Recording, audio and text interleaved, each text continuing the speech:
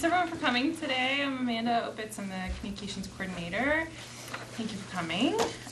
Today we have presenting Pam Owen, Kim Rudolph, Nancy Pastino, and Julia Starrett. And they are all members of the Montana chapter of Moms Demand Action for Gun Sense in America. And it's a grassroots nonpartisan movement of American mothers and others demanding common sense solutions to address the culture of gun violence in our country. And they'll jump more into that. So I'll turn it over to them. Thanks for coming, ladies. All right. Well, thank you everyone for being here today and having this important conversation with us. We really appreciate you coming. Thank you, Amanda, and thank you to the YWCA for having us here. My name is Pamela Owen, and I'm the chapter lead for Montana's Moms Demand Action chapter. Like most Americans, I was paralyzed with grief after hearing about Sandy Hook. I remember exactly where I was and how I felt. And I just needed to leave and go get my kids, 2 young children, and wrap my arms around them and make sure that they were safe. But I live in the real world and I couldn't do that. Just like I couldn't go and help the people in Connecticut. But what I could do was join Moms Demand Action and make sure that this doesn't become the norm in our country and fight every single day to make sure that doesn't happen. My name is Julia Starrett, and I'm the communications lead for the Montana chapter of Moms Demand Action. When I was in college, I lived in Oakland, kind of a rougher neighborhood, and we experienced 2 drive-by shootings at our house. And the second drive-by shooting, my roommate had his daughter visiting for the weekend. He had to roll on top of her to protect her from stray bullets. Fast forward, I have a 2-year-old, she's turning 2 in a couple weeks, and after Sandy Hook, I realized that it was not an isolated epidemic, that gun violence is affecting all of us, and I couldn't be quiet and live in a world where it could be a possibility for my daughter. So I became active. Hi, I'm Kim Rudolph, and I am the Survivor Outreach Coordinator for the Montana chapter of Moms Demand Action. And I became involved about a year ago when I was introduced to moms at a monthly get-together. And I was introduced because they knew I was a survivor of gun violence. When I was 7 years old, I experienced a school shooting right in front of me. And every time a school shooting happens, I get paralyzed. It's not one or another, it's every time. So that's why I became involved. And I'm Nancy Pastino, and I started the Montana chapter of Moms Demand Action a couple months after the Sandy Hook tragedy. It was 2 months for me of grief and bewilderment and frustration that our country couldn't do anything about this problem, but also just of waking up to the epidemic of gun violence and realizing that it affects people all over the country, no matter what town you live in, no matter what age you are, no matter what race, happening all over this country. So I started the chapter and to turn that kind of grief and bewilderment and frustration into positive action. And that's what this whole couple of years has been for me. This organization has given us that positive action, something that you can do to make a difference and not just feel like there's nothing you can do about this problem. So now I'm an organizing manager for Moms Demand Action, and I manage and support volunteers in 5 states in the West, and I'm doing this full time. So, all right, take it away, Pam. Great, thank you. I'm going to come over here now for our slideshow. So, as Amanda said, we are a nonpartisan grassroots movement of American mothers, fathers, sisters, brothers, grandpas, grandmas, anyone who wants to be involved. We are demanding common sense solutions to address our dangerous gun culture, which jeopardizes the safety of our children and our families. Moms Demand Action was founded the day after Sandy Hook by one mom in her kitchen, and now we have 2.5 million members across the country and a chapter in every single state. We are part of Everytown for Gun Safety, which you may have heard of. They are the largest gun violence prevention organization in our country. And we believe firmly that support of the Second Amendment goes hand in hand with common sense measures that keep guns out of criminals and dangerous people's hands. Members push for gun sense in our communities and to reduce gun violence across the country. And that's why we advocate for closing the deadly loophole in our background check system. In case you're unaware, anyone can purchase a gun online or at a gun show without having to pass a background check. That is a deadly loophole. We promote gun safety so American children will no longer be exposed to unacceptable risks. You may have a continuously hear of unintentional shootings that are going on in the news constantly. We promote for gun safety, child access prevention, and we also support reasonable limits to where, when, and how guns are loaded and carried in our public spaces. Moms across the country were a significant political force in the 2014 election, our first election since our formation.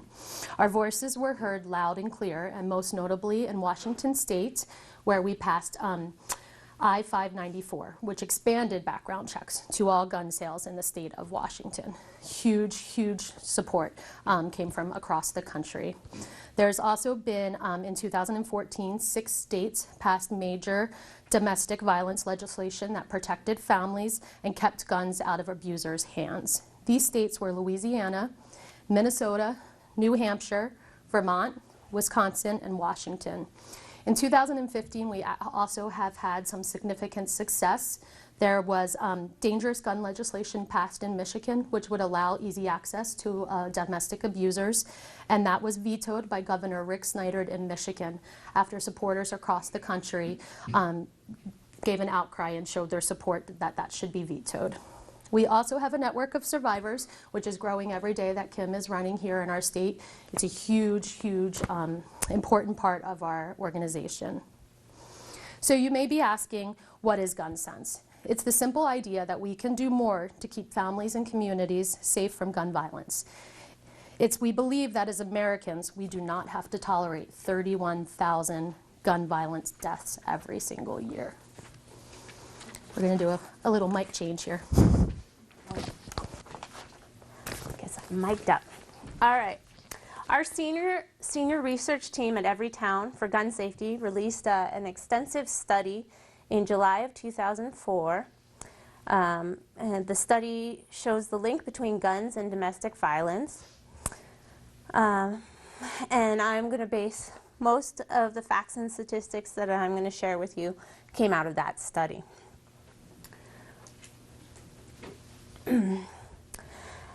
As I'm sure many of you are acutely aware, 1 in 3 women in America experiences abuse during their lifetime. Statistics have shown that an American woman is 11 times more likely to be killed with a gun than in any other comparable country. In fact, more than half of women murdered in the U.S. are killed by intimate partners and family members. Every week, 9 women are shot dead by their husband or intimate partner in this country. And more than half of these women are killed by a gun. In Montana in 2010, more than 10 women per million female residents were shot to death by a current or former intimate partner. That's 146% above the national average. In domestic abuse situations, women are 5 times more likely to be murdered when there's a gun present in the home. We often hear the argument, guns will keep you safer. However, when it comes to domestic violence, this is a false argument. A woman is 10 times more likely to be threatened with a gun than protected by it. There is a lot that we can do to change this dismal statistic. Studies show that background checks are working. In states that require background checks for all gun sales, 46% fewer women are shot or killed by their intimate partners. And in Montana, 79% of the population supports background checks for all gun sales. There are so many more statistics that show domestic violence and gun violence are connected. 1 in 6 prohibited gun buyers stopped by federal background checks is a domestic abuser. So these are a lot of statistics that I've thrown at you. I want to put a face to these statistics. So we have a video for you. I'd like you to meet Kate Ranta. This is her testimony to the Senate committee hearing. Ranta, and I'm a survivor of an attempted murder by my ex-husband. He shot my father and me in front of my then 4-year-old son, his own son. Both my father and I and my son were lucky to escape with our lives. It's a miracle, basically, that I'm sitting here right now.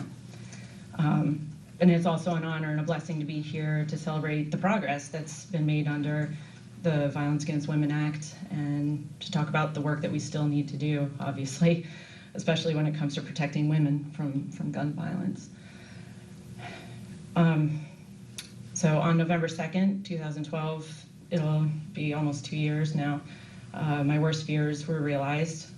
My estranged husband showed up at my home, an address that I had not given him, looking for a confrontation. My father was there, and we were pushing against the door so he couldn't come into the apartment, and he fired shots directly through the door. And then he entered the apartment and fired additional shots. My right hand, it exploded in front of my face. I fell to the floor and was screaming and begging and sliding in my own blood. Another bullet went through my left breast, so it missed my heart by millimeters. If I had been turned any other way, again, I wouldn't be here. My father was shot in his left arm and in his side at point blank range. My son witnessed the entire event from the beginning to the end. He cried and begged his father, "Don't do it, Daddy, don't shoot Mommy." My son said that.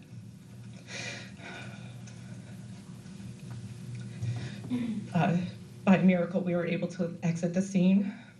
I had to be flown in a helicopter to the hospital and receive an emergency blood transfusion. My father was taken to the ICU. My son was transported to the police station where he was interviewed, 4 years old. He didn't know if his mother was alive or dead. He didn't know if his grandfather was alive or dead. He didn't know, he didn't know what was happening. My estranged husband was arrested at the scene, and he's been in jail awaiting trial ever since. So it's been almost 2 years and we still haven't had trial. My right hand is still numb and stiff. My thumb and index finger have very little feeling. I have to be careful about using my hand every day, you know, especially with temperatures. I can't feel hot and cold. I've been diagnosed with PTSD, and I have triggers that set off anxiety. For example, fireworks. This past 4th of July, I was curled in a ball in the fetal position holding my ears. And I used to love fireworks. My father had a bullet removed from his side, and his left hand is still disabled. My son, he's a true survivor, though. He's almost 6 now, and he's probably the strongest person that I know. We can't predict yet, though, how this is going to affect him in his future. But, you know, he's surrounded by love and by positive male role models, and he has no contact with his father at all. He lost his parental rights after he did this, so the system did do something right with that. And we're a strong family, and we're doing, you know, the best that we can.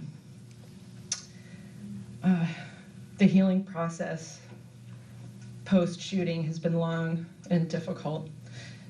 The physical pain was bad enough, but the emotional healing obviously runs a lot deeper. It's obvious I still can't get through the story without crying. I'm more vigilant than I used to be, and I struggle with, you know, why and how could he do this to us? I struggle with anger toward him, and I'm sure you hear this from survivors. I struggle with a lot of guilt and even anger toward myself for not seeing, you know, for not seeing him for what he is, and I know a lot of other survivors that feel the same way. I also struggle with anger about gun violence against women. I fight about it almost every single day on social media. But I'm happy to be here today in order to talk about this. Unbelievably, my story is not unique. Women in the US are 11 times more likely to be murdered with a gun than women in other high-income countries. The majority of women killed in this country are killed by an intimate partner with a gun. Violence against women is directly related to our weak gun laws, and I know that from living in Florida. I believe we can do more to keep guns out of the hands of dangerous people and convicted domestic abusers like my ex-husband, while still protecting the rights of responsible gun owners. That's why I joined with Moms Demand Action for Gun Sense in America and Everytown for Gun Safety. I want our elected officials to know that we demand common sense gun violence prevention policies to help save lives and to help other families from the tragedy of gun violence. Nobody should have to go through what I went through and what my family continues to go through. This is ridiculous, and things need to change now.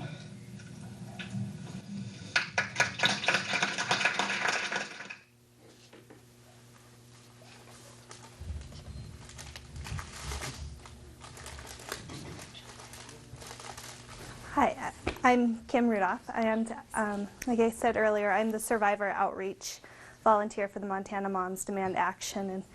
And Everytown for Gun Sense in America is committed to empowering families of survivors and survivors themselves of gun violence to help them share their story and to make a change in the gun policy and the gun movement in our country.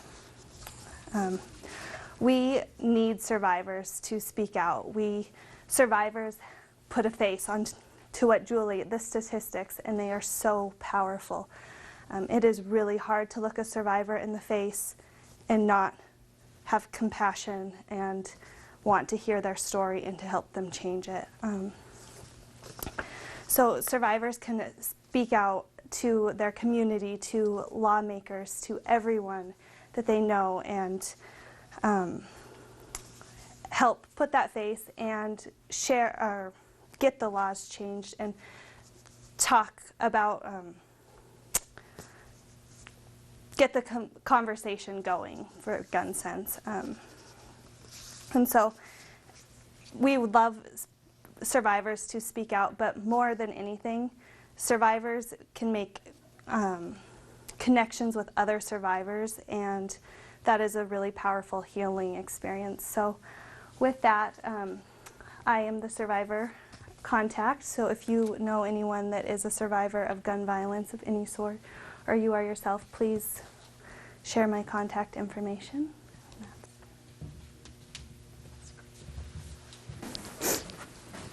Okay, so with all of that, let's talk a little bit about what can you do today, because hopefully you're thinking that.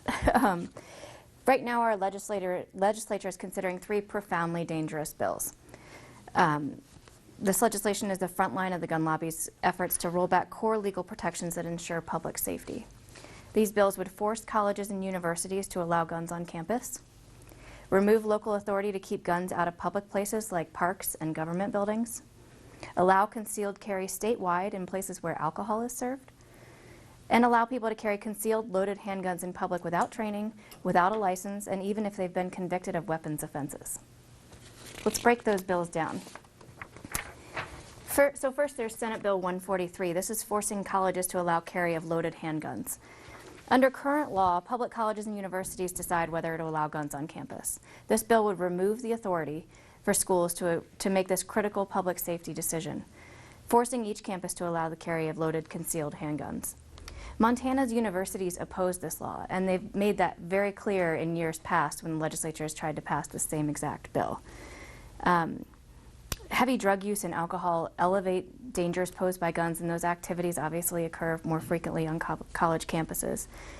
Last year, in only the second week of classes, a professor at Idaho State University shot himself in the leg during a chemistry lab. This is only weeks after Idaho had passed their guns on campus bill despite opposition from every school in Idaho. It's a danger and a distraction we just don't think that our students need. And lastly, guns on campus burdens colleges and universities with huge new costs for security. This year in Idaho, 5 schools are spending more than $3.7 million to enhance their security because of their guns on campus bill. And with the story that just came out about University of Montana's budget shortfall for 2016, I don't think they'd appreciate another $3 million price tag to enhance security because of this law that nobody wants except for the gun lobby. So next up we have Bill number 298, House Bill 298. So this is allowing the carry of loaded handguns without training or a permit. So under current law, a person may only carry a concealed handgun in public if he or she has a concealed weapons permit. This bill would allow people to carry with no permit whatsoever, enabling people who have never handled a gun or have been convicted of weapons offenses to carry loaded concealed handguns throughout Montana, including in parks and in crowded downtown streets. Permits are the law of the land. It's the way it works. If you want to carry a concealed weapon in 46 states, including Montana, you get a concealed weapons permit. It works. It's a good check because that person has to pass a background check and present no other big red flags. So the bill would basically revoke the law enforcement's ability to catch those red flags, because right now they can, and deny concealed weapons permits for people who are domestic abusers or have obvious mental health issues or present other red flags. So. And then there's House Bill 371, which is actually being voted on as we speak, I think, on the House floor. This would bring guns into bars and block towns and cities from keeping guns out of public places. So under current law, guns are not allowed anywhere where alcohol is served. The bill would allow people with concealed carry permits to carry in any bar, restaurant, concert, or other public place where alcohol is served. Guns and alcohol just don't mix. Alcohol leads to impaired judgment, heightened aggression, and impaired motor skills, all of which make for a very dangerous combination with guns. This bill would also block Montana towns and cities from regulating the carry of firearms in public places like parks and government buildings. Our local police and mayors would lose authority to make important public safety decisions. So we should not only look at how harmful each of these bills can be individually, but we also need to understand the implications of all 3 of them put together. We can imagine a real-life scenario of allowing untrained students to carry loaded, hidden guns into classrooms and into downtown bars. Doesn't sound good. So with all these dangerous bills before the legislature, let me make a few things clear about current Montana law. First, Montana does not report the records of the adjudicated mentally ill to the federal background check system. We're one of 9 states that doesn't properly report these records. So people who've been deemed by a court to be a danger to themselves or others and have lost their right to own a gun, they're not going to show up in a background check that a dealer does. And I know I see some surprised faces. They're not going to show up in those background checks because Montana doesn't report those records to the federal background check system.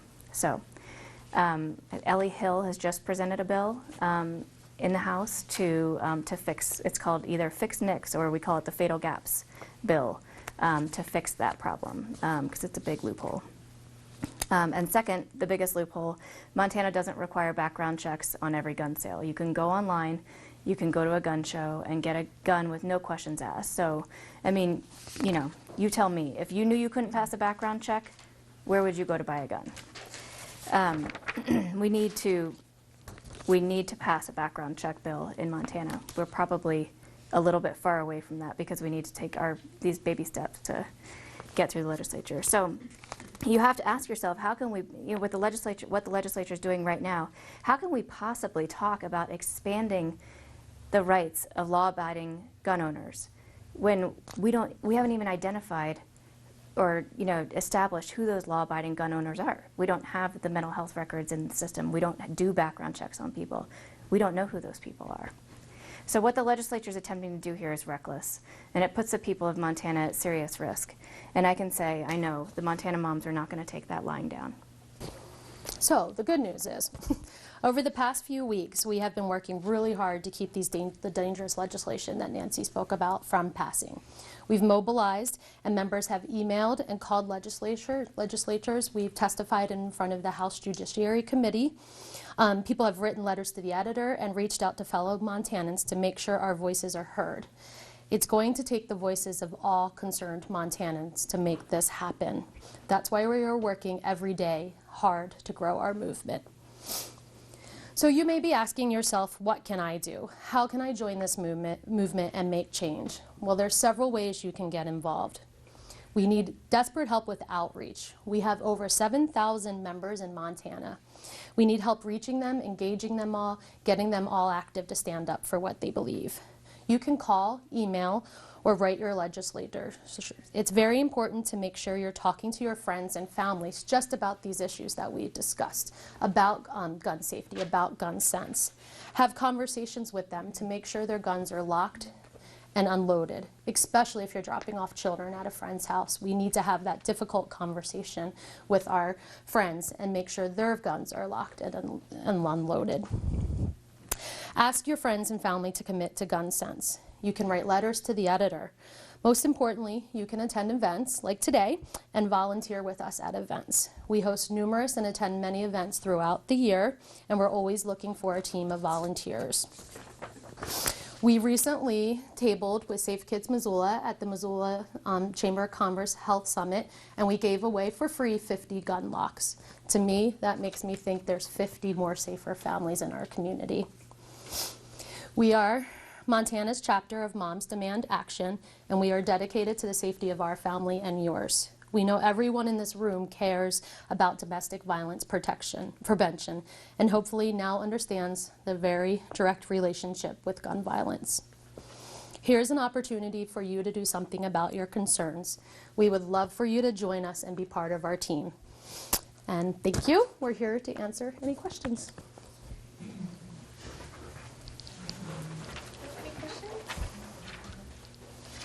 Or conversations, or Well, my name is Roxanne Blackville, and I'm a member of Moms Demand Action and Every Time and anything else that I can find. But what I'm missing is the ability, so I pay my money, I get my dues, and I get my emails, but I'm trying to find a way to be more active, particularly with legislation. And you commented that there's 7,000 members in Montana, but I can guarantee, and many of them are probably like me. Mm-hmm. I read an article, I talk to a couple of friends, I complain about it, and then I'm kind of paralyzed. I don't know what to do next. So that's my question is, Sure. How do we get these 7,000 people to focus their energies on whatever you all as an organization have determined is kind of the right focus area? So I think in our state it's difficult because a lot of the focus is here in Missoula, and there are people all over the state that are reaching out to us, but we just need more people. So you coming here today is huge to say that I want to be more active and be involved with, especially the legislature. We need you, and we're glad you're here, and we'll definitely visit with you after. Can you do that, Nancy? Yeah, Roxanne, put your name on our sign-in sheet down there, and we'll give you a call and definitely invite you to our next meeting. I mean, I'd be happy to try and get a group of grandmothers. I'm a grandmother. We would love that. Yeah. You know, I mean, anybody, any grandmother that I know, I'm telling you, could get really inspired about this if we knew the way to focus. And I mean, honestly, that has been the difficult thing, is finding people who are ready to stand up. Sometimes people, especially in the state that we live in. I mean, several of our families are gun-owning families, but it seems like as soon as you start talking about a gun issue, somebody thinks, oh, no, we can't go there, and people are afraid to stand up. So we appreciate you coming here, and we will get you more active. Yeah, and that's really one of our biggest challenges, is defining ourselves instead of letting the opposition define who we are. We are not anti-gun, and we're not anti-Second Amendment. We are all about gun safety and gun violence prevention. So we just need people out there talking about that and spreading our message so that we're not letting somebody else define who we are. So. For instance, we do several things through the year too. I only mentioned the Safe Kids one because that was so recently, but we table every Saturday at the farmers market and try to sign up those gun sense voters, and we're always looking for volunteers. So getting people on our core email list so that they know about that is what we need to figure out how to do. And we also, I don't know, are you on Facebook at all? Mhm. Okay, so our Facebook page also has calls to action. So recently we had a call to action to call your legislators and to let them know. It went to vote, unfortunately we lost the vote, but the more people we can get to get on the phone, it takes 2 minutes, you call them, you let them know where you stand, and they actually tally the votes when they tally the phone calls. And so if we can get that going, that's huge. Is it a Montana Facebook? Yes, it's a Montana Okay, so Facebook I'm on the page. national one, I think. Okay. There's a local one, yeah. So yeah, there's Montana's not. it's Moms Demand Action MT Oh. on Facebook. And then turning around and sharing that information too, like you said, with your friends and family. Recently, we had an email that went out asking people to it was already a pre-filled email to the Judiciary Committee. And so basically, all you had to do was sign it.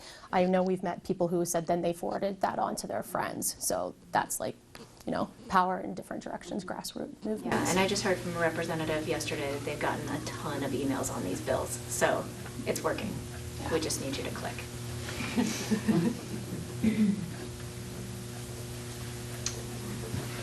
Yes.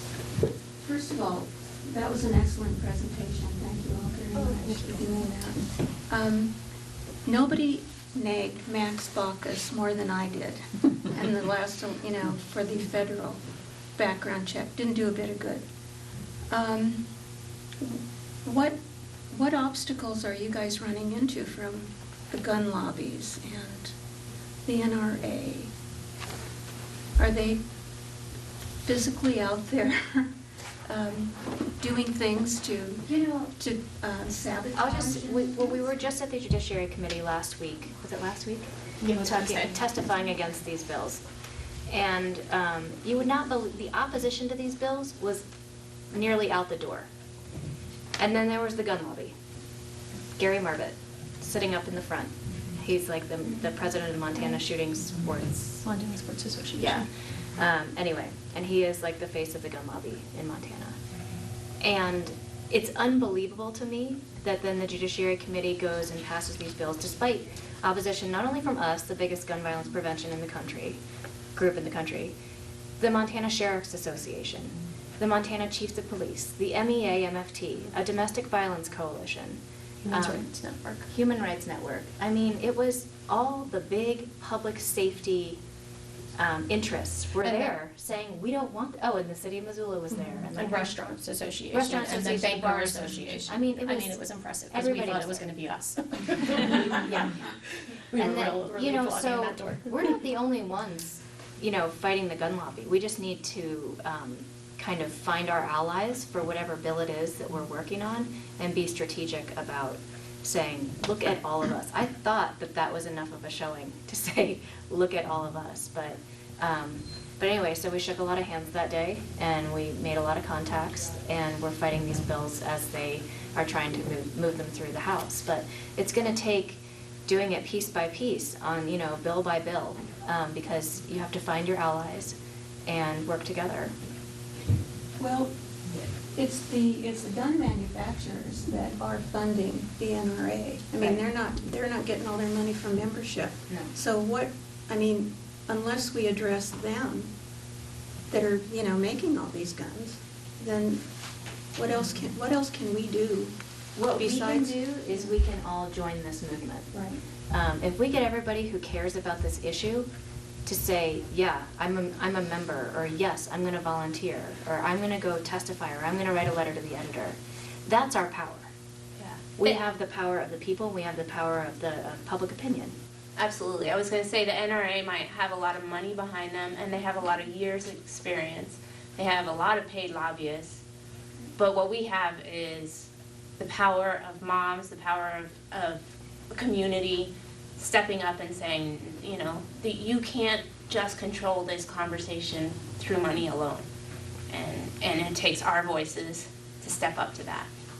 Well, and the other thing I think we can do, we weren't very successful in our last elections here, but the NRA is funding all these candidates that are supporting their cause, so we have to get people running and, financially support them, so they have a chance to run against the candidates supported by the NRA and the Koch brothers and all those other people.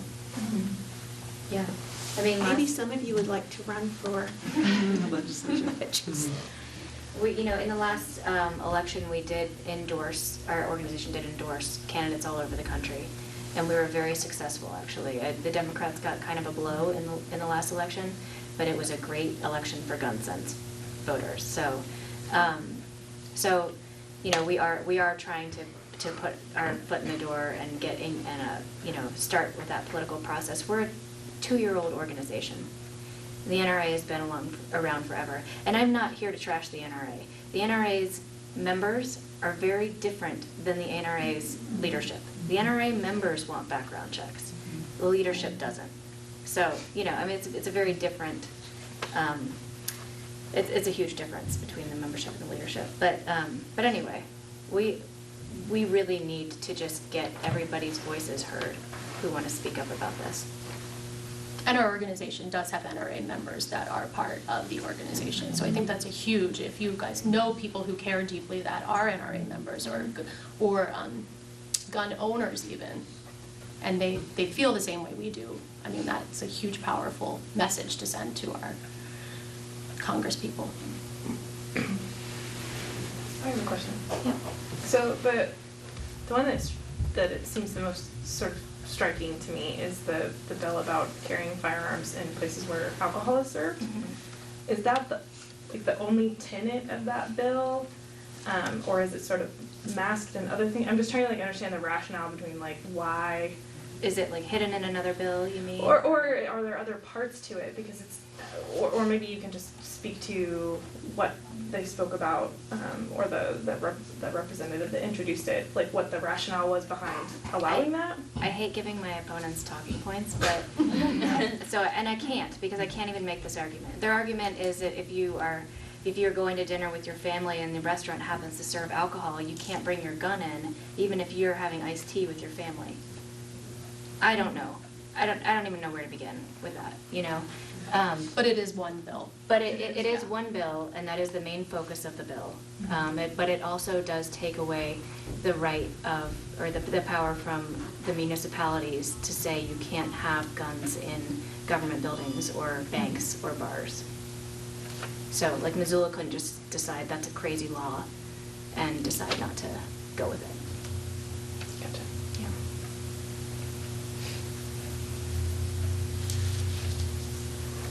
Any other questions? Well, thank you everyone for coming today, and thank you to moms for coming. As I mentioned before, today's presentation is part of a monthly lecture series called YWCA Talks, the Community Social Justice Series, which is geared toward providing the Missoula community with a space to discover and exchange information about topics that pertain to women and people of diverse ethnic and racial backgrounds. Our next YW Talks will be on March 27th. We just finalized the date today. And that will be with Mary Stranahan and Confederated Salish and Kootenai Tribes spokesman and media specialist Rob McDonald. And they'll be talking about the Water Compact that I'm sure everyone is buzzing about because it's all over in the news right now. So we'll have the full information and a summary of what they're going to talk about in upcoming newsletters. So if you would like to learn more about other YW Talks or upcoming YW Talks, we have a sign up in the back of the room, and I think Moms Demand Action also has a sign up back there if you're interested in joining their organization. And thank you again for coming today, and thank you all for being here. And there's also pins and bracelets back there, so another way to spread our message by wearing the bling. Thanks, everybody. Thank you so much.